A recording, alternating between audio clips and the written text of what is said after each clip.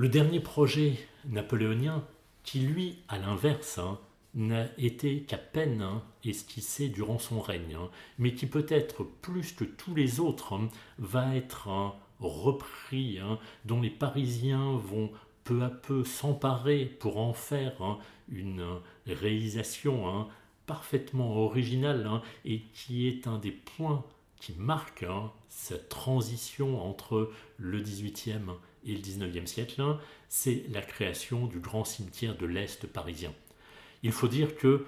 on a hérité des rois de France, de l'histoire de Paris, une situation assez peu hygiénique où chaque église était entourée d'un cimetière, de cimetières qui devenaient trop étroits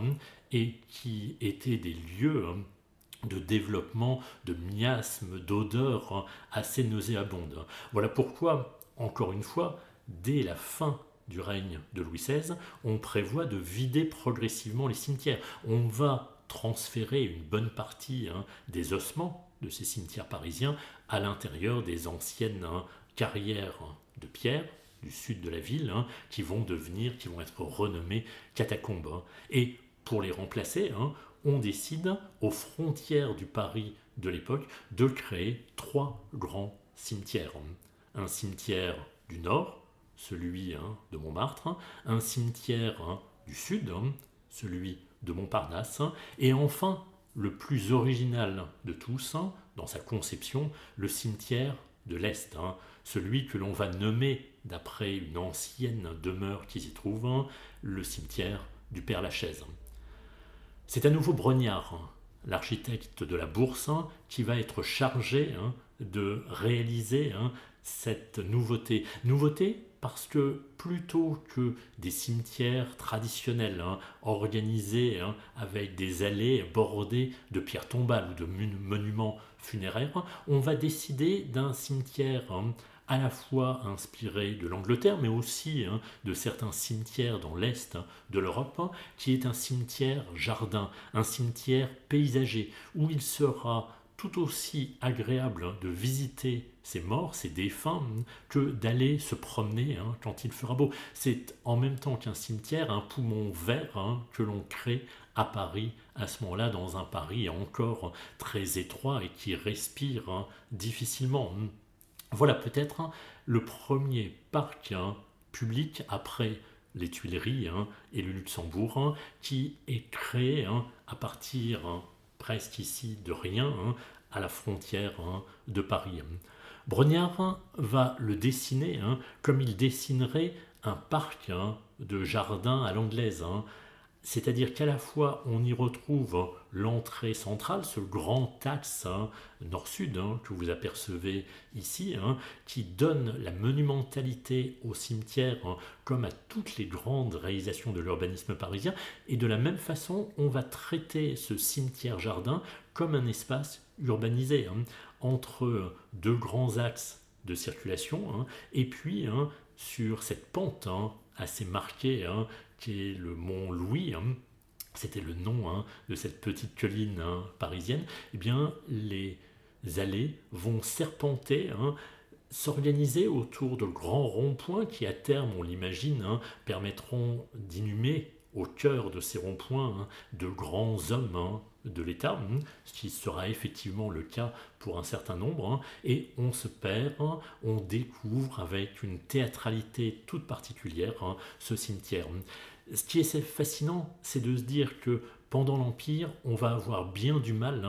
à persuader les Parisiens de l'intérêt de cette nouveauté. Et pourtant,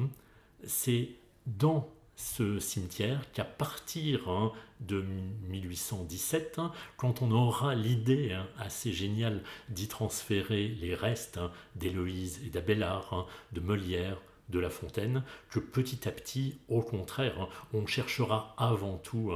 à trouver une sépulture pour ces défunts. Et de cette façon, c'est juste après la fin de l'Empire que commencera la fortune symbolique et la fortune, si je puis dire, réelle de ce cimetière qui devra être agrandi bien au-delà de cette image, de ce plan d'origine signé de Brognard. Voilà donc un dernier leg, une dernière réalisation qui marque cette volonté de transition, d'entrer dans une certaine modernité, qui signe une bonne partie de la volonté de Napoléon, de montrer à travers l'exemple de Paris comment le gouvernement peut changer non seulement la symbolique d'un lieu, mais aussi au niveau le plus bas, la façon d'habiter, la façon de vivre de tout un peuple. C'est dans son testament qu'on trouve la dernière phrase qui témoigne à quel point Napoléon, ce Corse, avait fini par s'adapter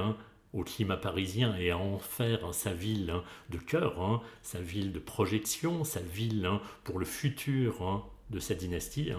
Il écrit dans ce testament: « Je désire que mes cendres reposent sur les bords de la Seine, au milieu de ce peuple français que j'ai tant aimé. » Et quand on y pense, c'est assez fascinant que pour lui, le peuple parisien soit devenu le peuple français. Lui, le Corse, lui, l'homme du Sud, finit par considérer que c'est à Paris que la France bat, que la France existe. Finalement, vous voyez que cette façon de considérer Paris et le reste de la France eh bien, est commune à tous les pouvoirs qui finissent par s'y ancrer, quand bien même les personnages à la tête de l'État ne sont pas originaires de Paris. Et c'est pour honorer ce souhait qu'en décembre 1840, le gouvernement de Louis-Philippe finira par organiser ce transfert des cendres avec l'accord du Royaume-Uni depuis Sainte-Hélène jusqu'à Paris et finalement aux Invalides, au dôme des Invalides, où l'on va faire réaliser le lieu pour inhumer finalement cet empereur au cœur de Paris, au cœur de cette capitale qu'il avait appris à aimer, et qu'à travers ces transformations, ces projets, sa conception de la ville moderne, il en a fait un modèle à la fois pour les capitales européennes, pour les autres villes françaises, et à ce titre, l'action de Napoléon pour Paris est une sorte d'exemple parfait de ce qu'un pouvoir autoritaire face à un peuple qui cherchait l'ordre va être capable d'instaurer en s'intéressant tout autant et en même temps à des créations monumentales et à des changements de façon de vivre qui témoignent de son époque et d'une ouverture à la modernité. C'est cette réussite qui est peut-être l'une des plus grandes, des plus évidentes que l'on puisse accorder à Napoléon Ier. Et voilà pourquoi, pour l'histoire tout entière, quand on vient à Paris, eh bien, on découvre en bonne partie une ville qui a dû son évolution et sa façon d'être repensée pour tout le siècle qui s'ouvre à ce moment-là à l'empereur, à Napoléon Ier.